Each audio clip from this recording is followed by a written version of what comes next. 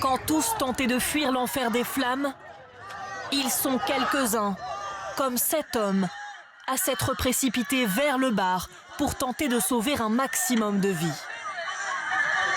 C'est le cas de cet étudiant suisse de 19 ans.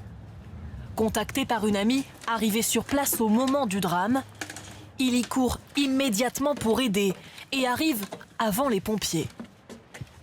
On commence à sortir des grands brûlés encore conscients qui tendent la main. On a trébuché sur des gens qui étaient par terre en essayant de sauver d'autres personnes qui étaient encore entre la vie et la mort. À l'arrivée des secours, selon lui, il manque des brancards tant les blessés sont nombreux.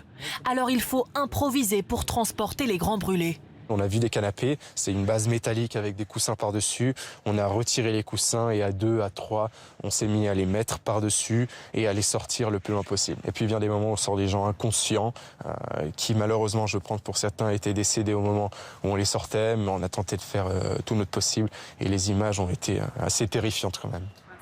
Des scènes que cet adolescent de 13 ans ne parvient pas non plus à oublier.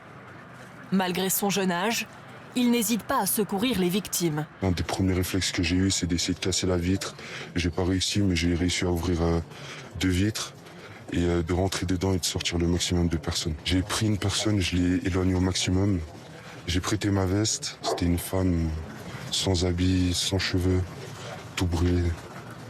C'était horrible. Certains, sans entrer à l'intérieur, font ce qu'ils peuvent, comme ces 2 Français. Ils travaillent dans un établissement à proximité quand ils voient affluer les premiers blessés.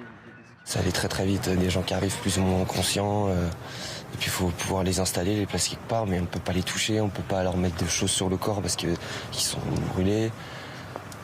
Il y en a qui se roulaient dans la neige. On essaie de leur donner de l'eau, des couvertures, mais bon, on n'a aucune compétence là-dedans. On ne sait même pas si c'est une bonne idée, de l'eau froide, mais en fait c'est pas forcément une bonne chose. C'est une panique générale. Tous 2 ont quitté la station pour tenter d'aller de l'avant, même s'ils le savent. Le souvenir de cette nuit d'horreur restera gravé à jamais.